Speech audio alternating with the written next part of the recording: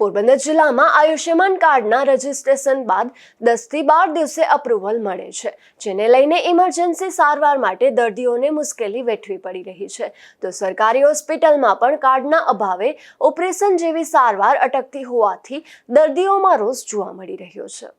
પોરબંદર જિલ્લામાં આયુષ્યમાન કાર્ડ પર સરકારી અને ખાનગી હોસ્પિટલમાં સારવાર મળી રહી છે, તો અન્ય જિલ્લામાં આ કાર્ડ પર ઓપરેશન સહિતની સારવાર કરવામાં આવી રહી છે. ત્યારે છેલ્લા 2 માસથી પોરબંદર જિલ્લામાં આયુષ્યમાન કાર્ડના રજીસ્ટ્રેશન બાદ 10 થી 12 દિવસે તેમનું અપ્રુવલ મળતું હોવાથી ઇમરજન્સી સારવાર માટે આ કાર્ડનો ઉપયોગ થઈ શકતો નથી. તો સરકારી ભાવસેજી હોસ્પિટલમાં પણ આયુષ્યમાન કાર્ડ વગર મેજર ઓપરેશન દર્દીઓને કરી આપવામાં આવતા નથી, જેને લઈને દર્દીઓને મુશ્કેલી વેઠવી પડી રહી છે.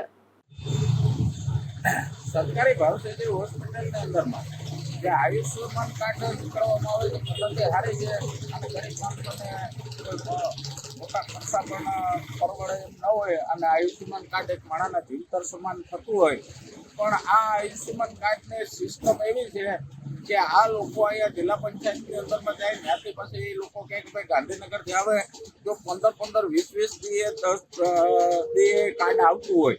હવે એ કાર્ડ આવે ત્યાં તો આ માણસને જેને સ્થિતિ ગંભીર હોય એ માણસ તો આ એનું આયુષ્ય પૂરું થઈ જાય તે પછી આયુષ્યમાન કાર્ડ આવે તો એ કામનું શું?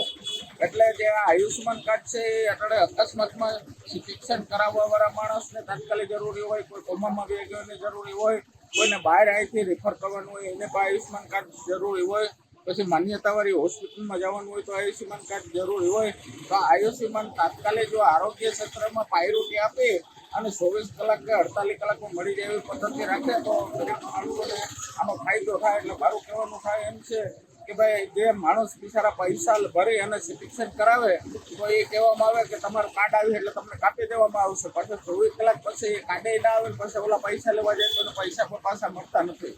એટલે આ પદ્ધતિમાં સુધારો લાવે, કાં તો એના જેટલા જે ડોક્યુમેન્ટ જ્યાં સુધી કાર્ડ આવે ત્યાં સુધી એનો PMJYની અંદરમાં ખર્ચો નાખી અને માણસને સારવાર કરાવી દે તો ભલે ને કાર્ડ પાછા 15-20 દી આવે તો કંઈ વાંધો નથી. એટલે મારું કહેવાનું છે કે વહેલી તકે આ જો યોજનામાં થોડુંક ઓલું કરીએ અને ગરીબ દર્દીઓને ફાયદો થાય એવું કરાવો.